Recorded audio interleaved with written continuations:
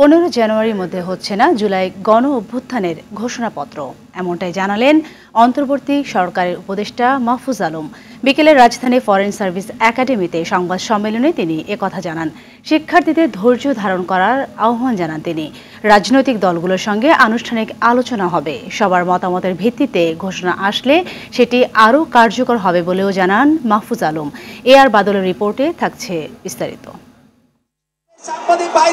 জুলাই গণ অভ্যুত্থানের স্বীকৃতির অংশ হিসেবে 31 ডিসেম্বর শহীদ মিনারে কর্মসূচি পালন করে বৈষম্য বিরোধী ছাত্র আন্দোলনের সমন্বয়ক সহ ছাত্র জনতা। কর্মসূচির নাম দেয়া হয় মার্চ ফর ইউনিটি।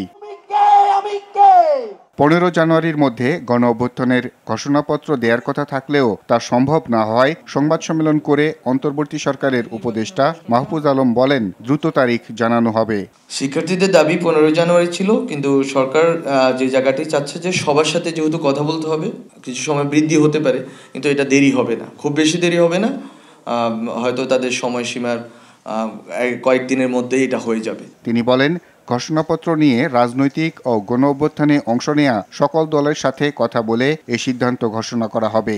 সরকার সবগুলো রাজনৈতিক পক্ষ এবং শুধুমাত্র রাজনৈতিক নয়, বরং গণ অভ্যুত্থানের যতগুলো পক্ষ আছে, যত ধরনের পক্ষ আছে, সবার সাথে কথা বলে সরকার আগামী সপ্তাহের মধ্যে কিভাবে এই ঘোষণাপত্র প্রকাশিত হবে অথবা ঘোষিত হবে সেই সম্বন্ধে সরকার আগামী সপ্তাহের মধ্যেই সবার সাথে পরামর্শের ভিত্তিতে সর্বসম্মতিক্রমে সিদ্ধান্তটি জানাবে। ঘোষণাপত্র না হওয়া পর্যন্ত শিক্ষার্থীদের সহযোগিতার আহ্বানও জানান এই উপদেষ্টা। এটা আমরা মনে করি শিক্ষার্থীরা এই ধৈর্য ধারণ করবে।